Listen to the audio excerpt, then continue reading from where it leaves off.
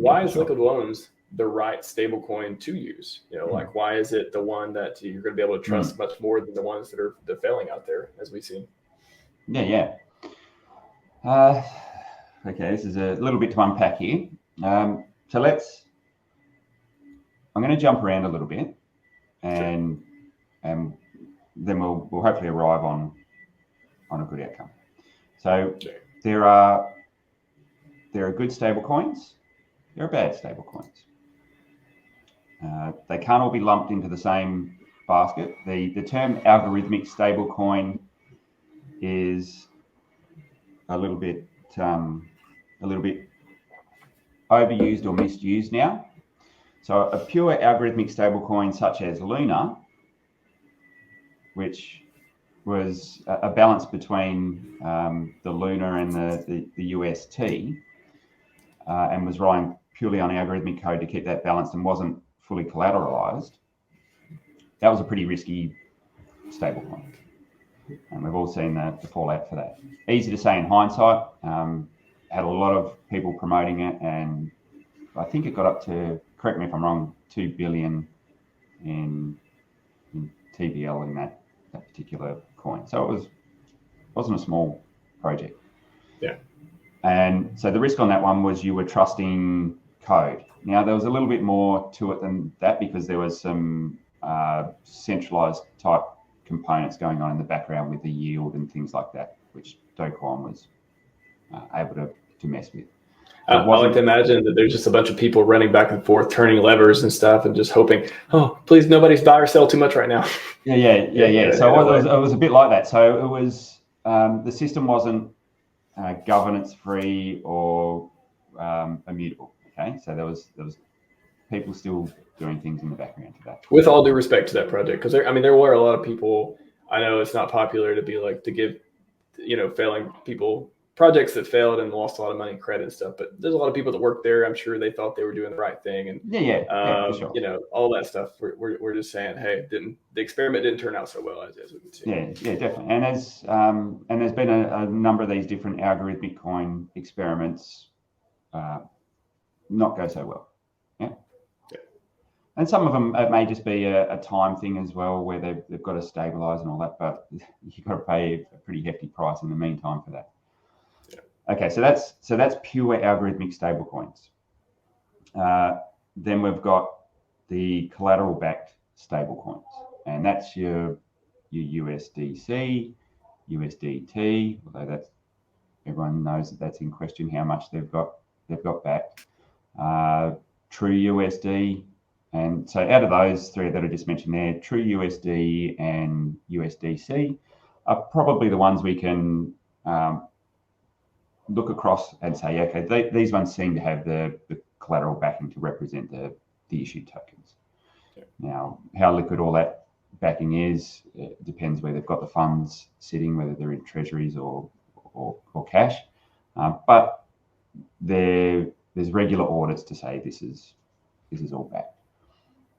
Great, that's really good. The actual token is backed by the collateral. Perfect.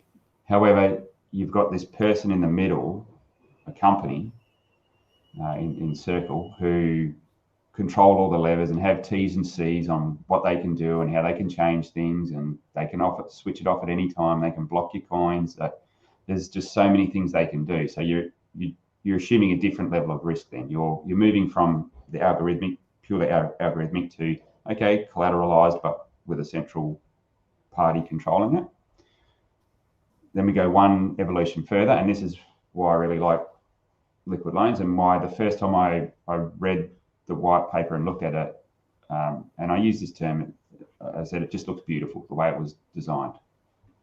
And so what I mean by that is you've got a system that removes the middlemen, so there's no governance in the system, there's no admin keys, so you've taken that part of the system, that part of the risk out of the equation.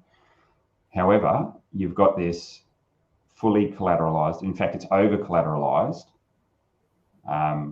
stablecoin, because there is always more value in the pulse than to back up the actual token that's sitting there. So you can always redeem your stablecoin for $1 worth Pulse.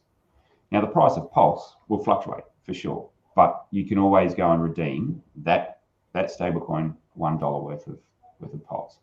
So it's not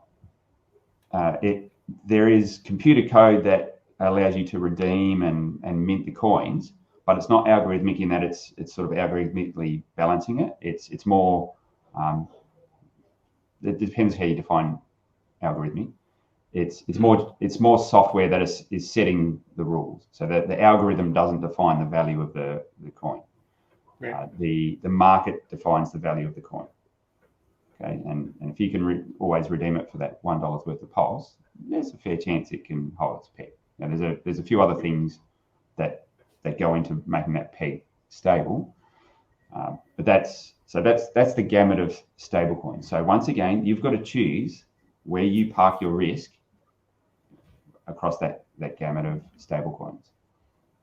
For me, I'm looking into the future and going, I want a world where I could be self-sovereign with an asset that allows me to generate wealth. Give a tick to Hex. That's a good savings tool. But I recognize that can be a volatile asset. Hopefully it smooths out over time and you get a nice consistent yield with less volatility over time. But hey, volatility brings good gains. So that's a savings account. And then you have something like liquid loans where you've got that stabilizing factor where if I do want to escape volatility, I can put funds into a stable coin.